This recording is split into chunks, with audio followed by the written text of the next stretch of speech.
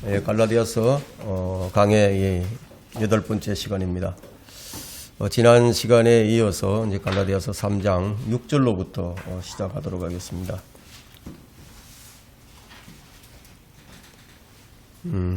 갈라디아서 3장 6절로부터 시작합니다. 6절 제가 읽겠습니다. 아브라함이 하나님을 믿으니 그것이 그에게 의로 여겨졌다 함과 같으니라. 이제 아브라함이 이제 믿음의 조상이죠. 믿음의 조상이 이제 분명하지만, 근데 우리가 알아야 할 것은 아브라함은 그리스도인이 아닙니다. 그리스도인이 아닙니다. 아브라함은 우리와 같이 이제 거듭나지도 않았어요.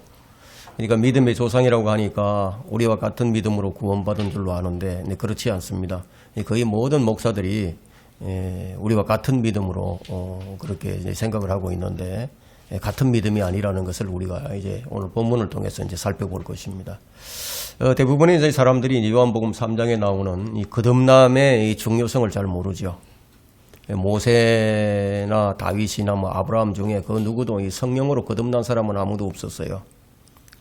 아브라함의 구원과 이 갈라디아인의 구원이 이제 일치하는 유일점이 있다고 한다면은 그것은 이제 믿음으로 의가 증가되었다는 이 점이 이제 유일하게 같습니다.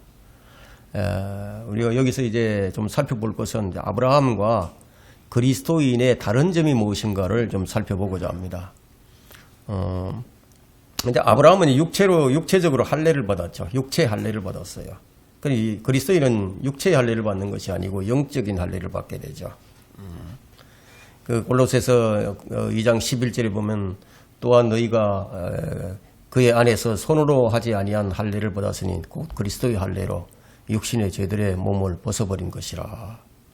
그러니까 육체의 할례를 받았던 구약 성도들이나 아브라함은 그 육신의 죄들의 몸을 벗어버리지 못했어요. 이제 이 점이 이제 차이가 있죠. 또 어떤 차이가 있냐면 아브라함은 그리스도의 몸 안에 있지 않았지만 그리스도인은 그리스도의 몸 안에 있습니다. 이제 이 점이 다르죠. 아브라함은 죽어서 어디로 갔습니까? 지하 세계에 이제 낙원이라고 하는 이제 아브라함 품으로 이제 갔는데, 그리스도인은 죽어서 이제 셋째 하늘로 갔어요. 이 점이 또 다르죠. 또 다른 점은 이제 아브라함은 자신이 지은 죄에 대한 어떤 완전한 속죄가 없었지만, 그리스도인은 이제 완전한 속죄가 있죠. 우리는 예수 그리스도를 통해서 이제 완전한 속죄를 얻었는데 아브라함은 그렇지가 못했어요. 그래서 아브라함은 죽어서 셋째 하늘로 갈 수가 없었어요. 하늘나라로 갈 수가 없었어요. 임시로 구할 수 있는 그 장소가 지하 세계에 있었는데, 그래서 우리가 여기서 좀 이제 구체적으로 우리가 이 갈라디아서를 공부하면서 한 절 한 절 읽어가면서 이제 공부를 하고 있는데, 그냥 진도를 나가기 위해서 그냥 빨리 나가는 것보다는 보다 좀 구체적으로 좀 세밀하게 살피면서 가는 것이 더 낫겠다 하는 그런 생각을 해봤습니다. 그래서 이제 이 아브라함은 완전한 속죄를 받지 못했기 때문에 그래서 이 지하 세계 낙원에 임시적으로 가 있었는데, 이것을 어디에서 우리가 확인을 할 수 있냐면은 이 베드로전서 4장 6절에서 우리가 확인을 할 수가 있습니다. 베드로전서 4장 6절에 보면 예수님께서 십자가에서 죽으신 다음에 지하세계로 갔어요. 지하세계를 갔어요. 거기서 죽은 자들에게도 복음을 전파한다는 것이 이제 나오는데, 베드로전서 4장 6절에 나오죠.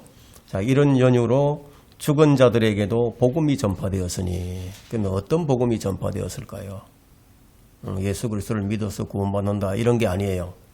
어떤 복음일까요? 어떤 복음이냐 하면은 이는 육체로는 사람과 일치하여 심판을 받으나 영으로는 하나님과 일치하여 살게 하리 함이니라. 이들도 이제 셋째 하늘로 올라가야 되는데, 완전한 구속이 없이는 이제 셋째 하늘로 올라갈 수가 없어요. 그러니까 이들에게도 이제 복음이 전파되었는데, 이것을 확인해 줄 수 있는 구절이 히브리서 9장 14절이에요.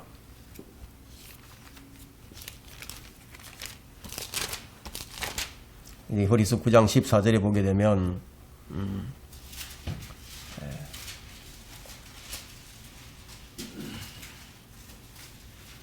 그 14절, 15절 이제 좀 읽겠습니다.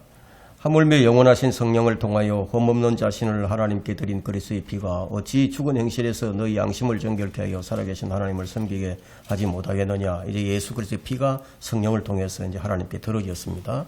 자, 이런 연유로 그는 새 언약의 중보자이시니 이는 첫 언약 때에 범죄한 것들을 얘기하고 있죠. 첫 언약 때, 첫 언약 때. 그러니까 율법에 의해서 범죄한 것들을 구속하시려고 죽으심으로써 부르심을 받은 자들로 그 영원한 유업의 약속을 받게 하시려는 것이라. 그래서 이 사람들이 예수 그리스도의 피가 흘려지기를 기다리고 있었던 거죠. 예수님이 거기 내려가셔서 그들에게 이제 내가 내 피를 흘렸다. 너희들이 이제 완전한 속죄를 얻게 되었다. 이제 같이 올라가자 하고 해서 이제 셋째 안으로 이제 올라간 겁니다. 이렇게 된 것이죠. 자, 그 다음에 이제 또 아브라함과 그리스도인의 차이가 뭐냐 하면 아브라함의 혼은 그의 육체, 그 몸에 이제 붙어 있었어요. 수술이 안 돼 있었다. 분리되지 않았다는 거죠. 하지만 그리스도인의 혼은 우리 육체로부터, 몸으로부터 이제 분리가 되었습니다. 이것을 이제 영적 수술이라고 얘기하죠. 조금 전에 제가 골로새서 2장 11절을 제가 읽어드렸죠. 또한 너희가 그의 안에서 손으로 하지 아니한 할례를 받았으니 곧 그리스도의 할례라. 그리스도의 할례. 그러니까 아브라함은 그리스도의 할례를 못 받은 거다 이게. 우리 그리스도인은 그리스도의 할례를 받았어요. 이건 뭐냐? 육신의 죄들의 몸을 벗어버린 것이다 이게. 우리가 지금 몸 안에 살고 있지만 우리는 육신의 죄들의 몸을 벗어버린 상태로 분리되어 있는 상태다 이게. 그러나 아브라함과 그 구약 시대에 있었던 사람들은 이게 분리되지 않고 붙어 있었다는 거예요. 하나가 되어 있었다는 건. 우리는 하나가 아니라 이제 분리되어 있다는 거예요. 그래서 우리가 이제 같이 본문으로 돌아와서 이제 5절에 보면, 성령의 사역이 나오죠. 성령을 전해준다. 이제 성령의 사역을, 여기 5절에 나오는 이 사역을 성령을 주시는 것을 뭐 하나님께서 아브라함을 다루시는 그 지금 6절과 뭐 같이 아주 동일하게 생각하는 그런 목사들이 있다는 겁니다. 왜 그렇게 하느냐? 그들은 진지하게 성경을 읽는데 많은 시간들을 할애하지 않았기 때문입니다. 우리가 이 성경을 공부할 때 가장 우선적으로 중점을 둬야 될 것은 우리가 초등학생들이 학교에서 이제 국어책을 배웁니다. 국어책을 배울 때 그 방식으로 우리가 이걸 성경을 읽어야 된다는 거예요. 그런 방식으로 읽지 않으면은 이 성경을 잘못 오해하게 되고 잘못 해석하게 됩니다.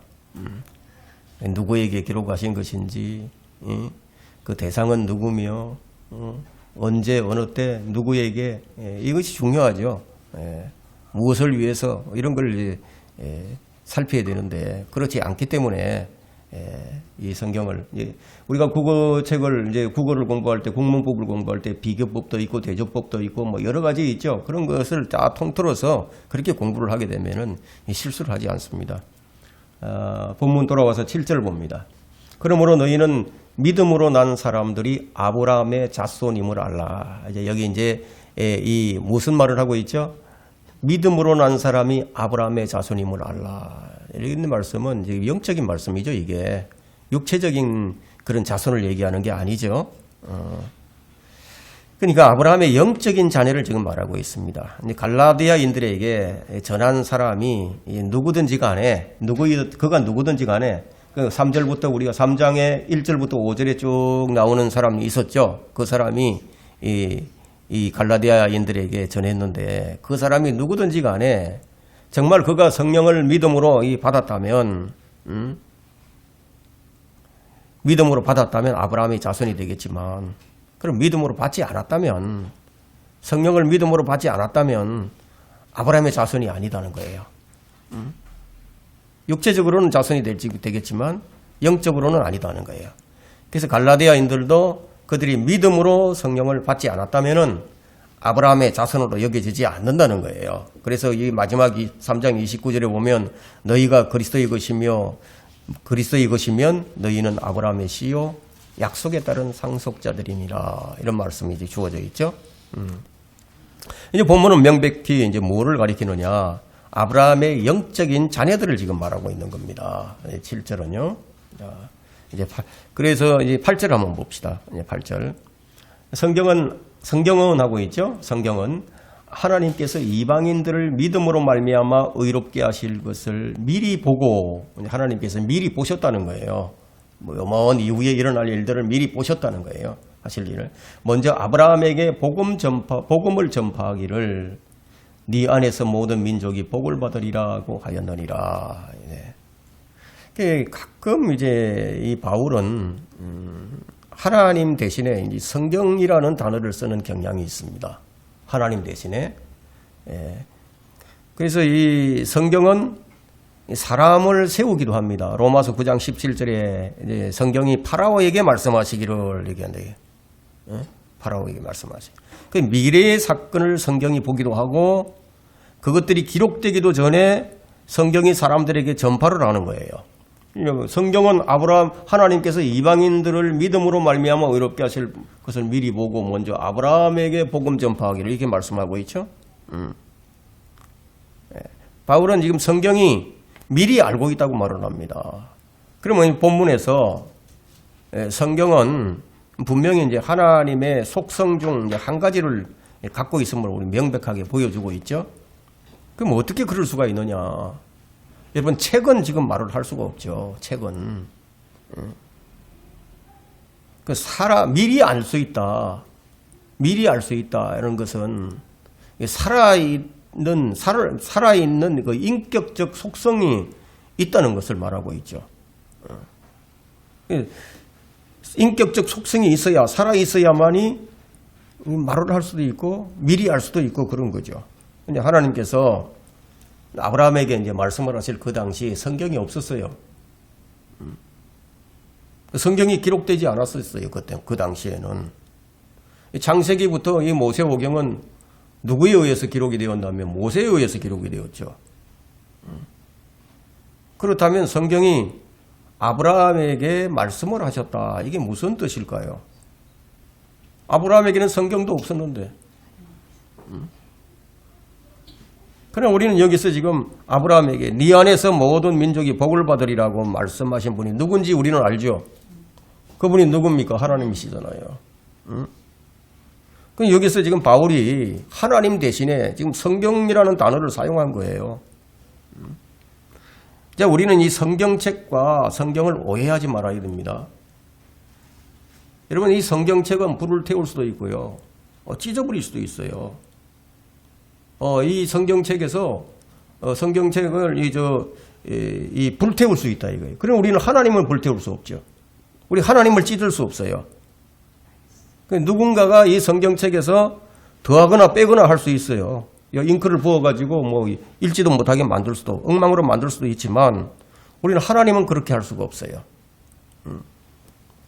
그래서 이성을 제대로 가진 사람이라고 한다면은 책을 우상을 섬기듯 하지는 않아요. 그렇죠? 예. 자, 이제 우리가 이제 로마서 9장 17절로 한번 가봅시다.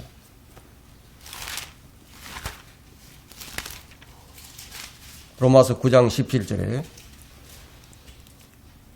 자, 성경이 파라오에게 말하기를 이 목적을 위하여 내가 너를 세웠나니 성경이 누군가를 세웠어요. 파라오를 세웠단 말이에요. 성경이. 그러면 성경책이 파라오를 세워놔요. 그때 성경책도 없었는데. 성경이 파라오에게 말을 했다고 하고 있죠. 그 모세가 파라오에게 말을 할 그 당시에는 성경이 없었어요. 기록된 성경이. 모세는 출애굽 사건 이후에 그 다음에 이제 모세오경을 이제 기록을 했죠. 그러면 누가 파라오에게 말을 했습니까? 하나님이 하셨죠. 그러면 이제 모세가 참 바울이 그 부주의에서 하나님 대신에 성경이라는 단어를 썼을까요? 예? 바울이 부주의를 해서 그렇게 했을까요? 네, 그렇지는 않겠죠. 자, 이제 성경과 하나님의 관계를 한번 알아봅시다. 성경과 하나님의 관계는 하나님을 대신하는 성경이다는 거예요. 하나님을 대신한다. 성경이 하나님을 대신한다는 거예요. 그래서 이제 로마서 9장 17절은 성경과 하나님을 상호 교환적으로 사용하고 있는 것을 볼 수 있습니다. 우리가 이제 히브리서 4장 12절이나 13절에는 하나님의 말씀은 살아있고 능력이 있어 양날이 서 있는 어떤 칼보다 예리하여 이제 이런 말씀이 나오죠. 그때 이 성경을 하나님과 동일시하는 거예요. 이제 하나님과 동일시한다 이게. 그 시편 138편 2절을 보게 되면요, 이 워드라는 단어가 나오는데 한번 보세요. 시편 138편 2절.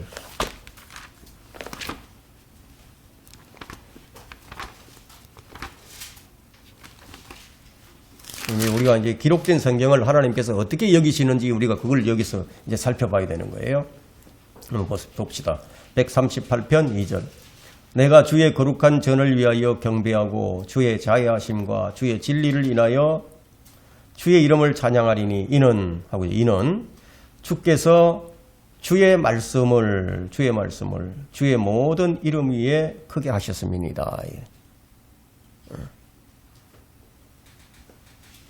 여기는 이제 138편 2절에 나오는 이 말씀 워드는요, 육신을 입으신 대문자 워드가 아니고요, 이제 기록된 말씀, 이제 소문자로 되어 있습니다.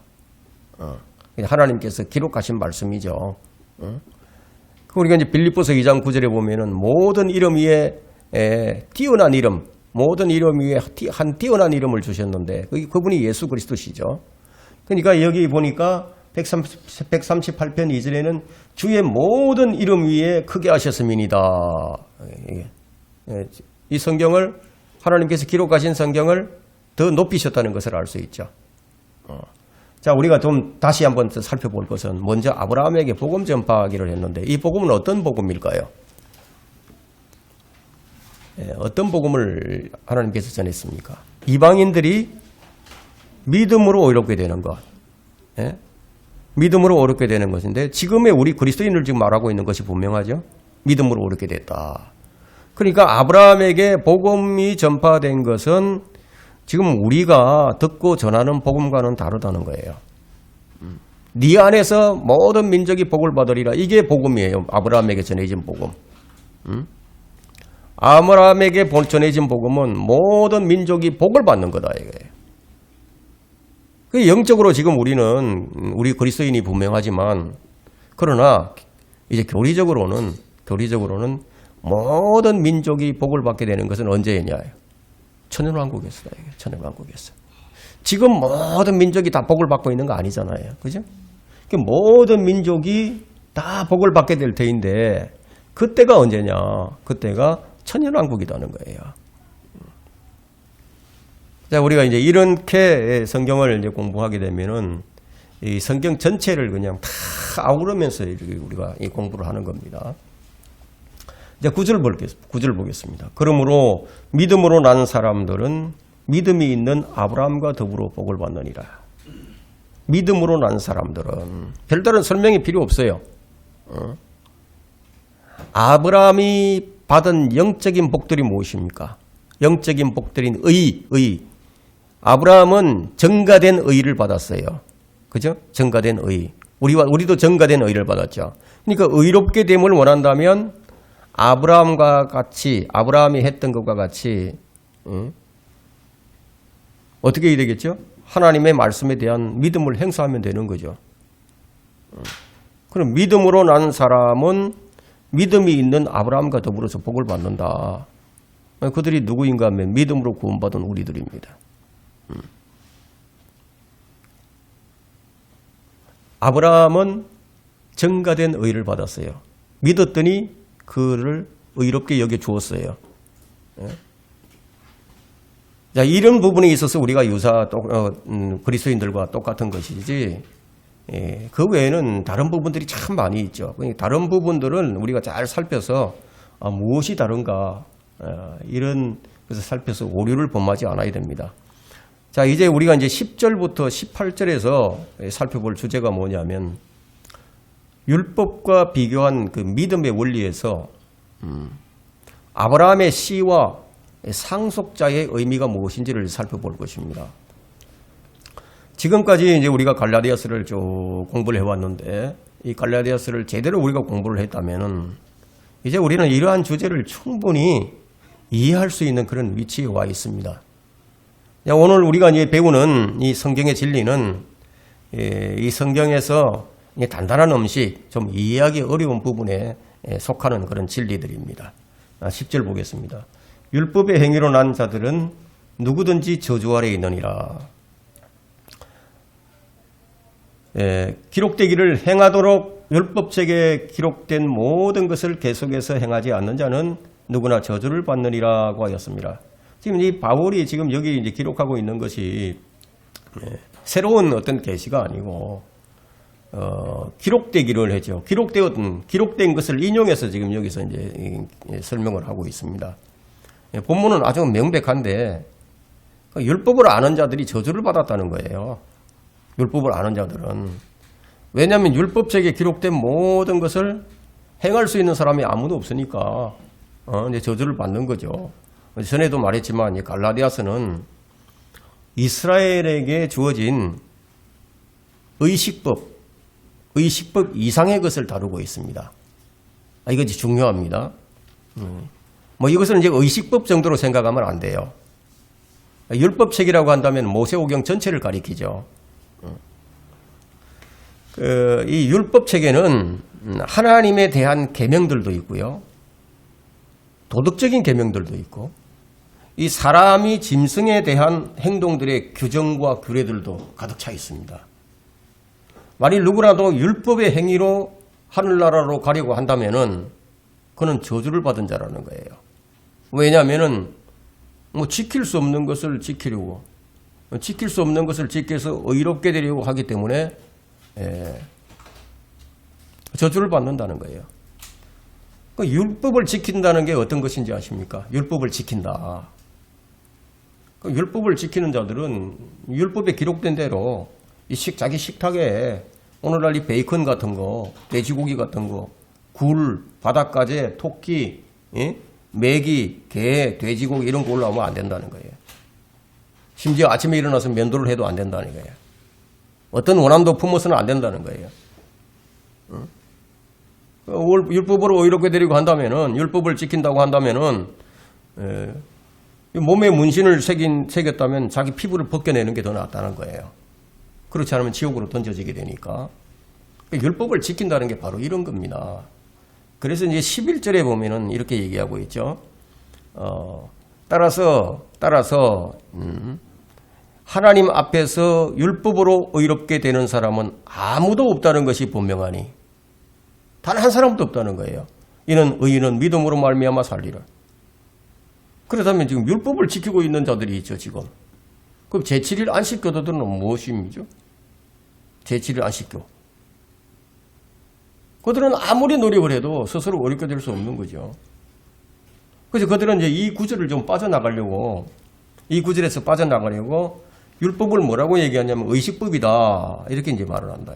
의식법이다. 근데 그렇지 않죠. 그들은 율법책으로부터 마태복음 5장 19절에 기록된 누구든지 이 계명들 중에서 지극히 작은 것 하나라도 범하고 그렇게 가르치는 사람은 천국에서 가장 작은 사람이라 불릴 것이요. 이 구절과 그 다음에 이제 요한일서 2장 4절에 나오는 나는 그분을 아노라 하면서 그의 계명들을 지키지 아니하는 자는 거짓말쟁이니 진리가 그 사람 안에 있지 아니하니라.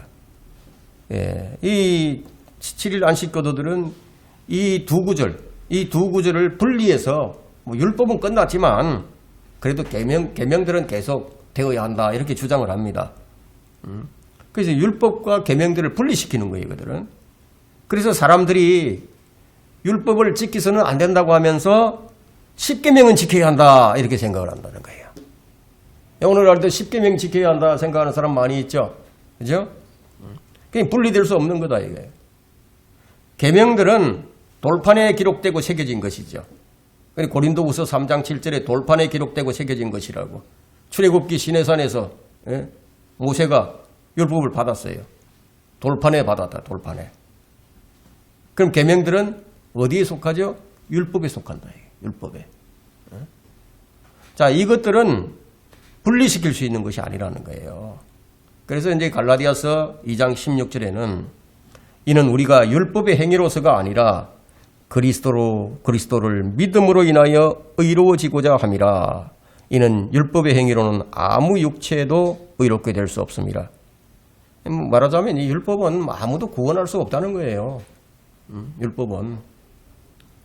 자, 이런 까닭에 지금 여기서 뭐라고 얘기하느냐. 의인은 믿음으로 말미암아 살리라 라고 말을 하고 있죠. 의인은 믿음으로 말미암아 살리라. 자, 이것은 이제 하박국 2장 4절을 인용해서 기록한 것인데, 그럼 하박국 4장 2절에는 뭐라고 기록하고 있냐면요. 하박국 2장 4절에는 의인은 그의 믿음으로 말미암아 살리라 이게 돼요. 그의 믿음으로. 즉 자기 믿음으로 말미암아 살리라 하고 이게 기록을 하고 있거든요.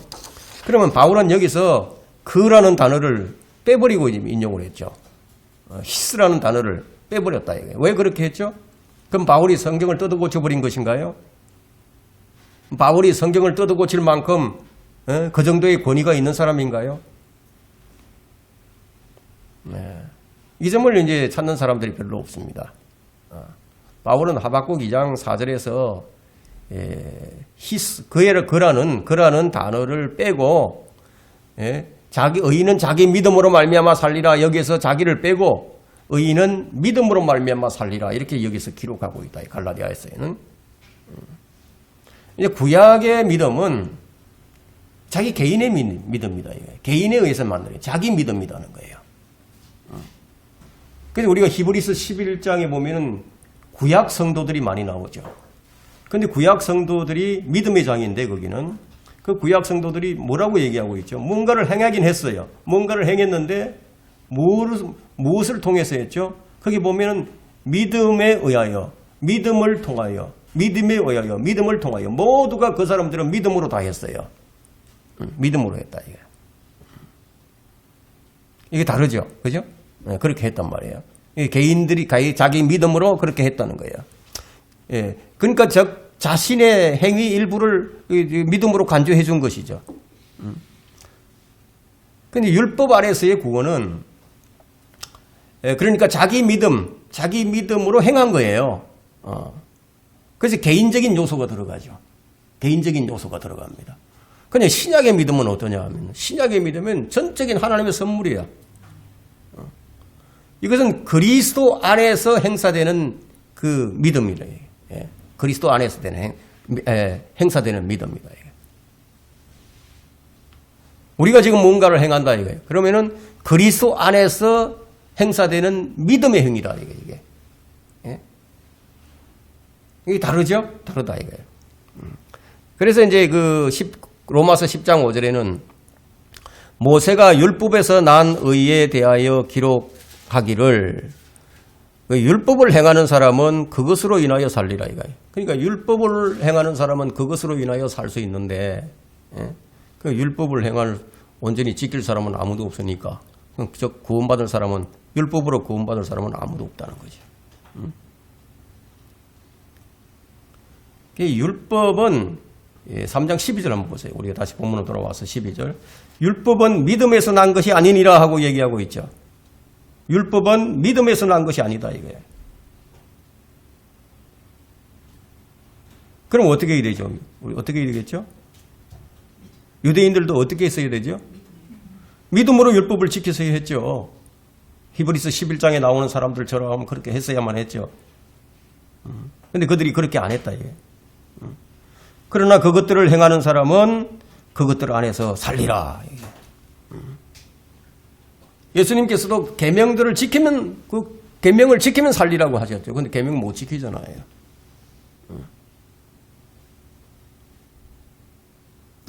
그것들을 행하는 사람은 그것들 안에서 산다는 것이 무슨 뜻이죠? 말하자면 구약 성도들은 하나님을 믿는다는 믿음의 증거로서 어떤 일들을 행해야 했고 어떤 일들을 지켜야만 했다는 겁니다. 무엇이냐? 신명기 28장 14절에 나오는 말씀대로. 너는 내가 오늘 네게 명한 어떤 말씀들에서도 좌로나 우로나 빗나가지 말며 다른 신들을 따라가서 그들을 섬기지 말지니라. 바로 그들이 어떤 일을 지켜야 했는데 그게 뭐냐면 바로 이 말씀입니다. 어떤 일을 행해야 하는 것은 뭐냐? 야고보서 2장 21절에서 말하기를 우리의 조상 아브라함이 자기 아들 이삭을 제단에 드렸을 때 그가 행함으로 말미암아 의롭게 되지 아니하였느냐? 믿음으로 드렸다 이거예요. 아브라함은 믿음으로 드렸어요. 믿음으로 드리면서 아브라함이 살아날 줄 알았어요. 그런 믿음을 가지고 드렸어. 그 율법을 행하는 사람들이 이러한 믿음이 동반되지 않는 한 그를 의롭게 하지 못한다는 거예요. 그래서 로마서 9장 31절과 32절에 이제 이 부분에 관해서 설명을 합니다. 그래서 제가 이제 질긴 고기다, 단단한 음식이다, 이해하기 어렵다고 지금 제가 말씀을 드리고 지금 설명을 드리는 겁니다. 자, 로마서 9장 30절, 31절 보세요. 31절.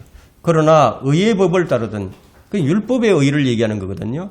의의 법을 따르던 이스라엘은 의의 법에 이르지 못하였으니 그 율법의 의의 법에 이르지 못했다 이거예요. 그러면 어찌하여 그렇게 되었느냐? 이는 그들이 믿음으로 의를 구하지 아니하고 율법의 행위로 되는 것처럼 구하였기 때문이라. 그들이 그 걸려 넘어지게 하는 돌에 넘어진 것이라. 그들은 그 율법에 그냥 걸려 넘어져 버린 거예요. 그러니까. 이제 분명해지죠? 이스라엘의 실패 원인이 뭔지를 지금 여기 기록하고 있죠? 그 율법을 지키는 자는 계속해서 자기 믿음으로 율법을 행함으로써 살아야 한다는 거예요. 계속해서. 그 행하는 것을 그만두게 되면은 주님께서 그를 떠나버리셨다. 구약에서는 누군가로부터 성령이 떠나신다. 이게. 사울로부터는 영영 떠나버리셨어요. 또 삼손 같은 경우에는 일시적으로 떠났다가 다시 들어오시기도 했다. 이게. 다윗 같은 경우는요, 떠나지 않으셨어요. 다윗이 죄를 지었는데도 떠나지 않으셨다. 이게. 이제 이런 것을 볼 때 우리가 율법 아래에서도 예외가 있다는 것을 알 수 있죠. 다윗 경우는 예외다. 이게. 자, 은혜는 뭐예요? 은혜는 계속된 범죄 속에서도 한 번 회개하거나 자백하거나 돌이키지 않았던 삼손의 일생 전체에 나타난다. 이게. 삼손이 얼마나 많은 죄를 지었습니까? 이방 여인을 취하고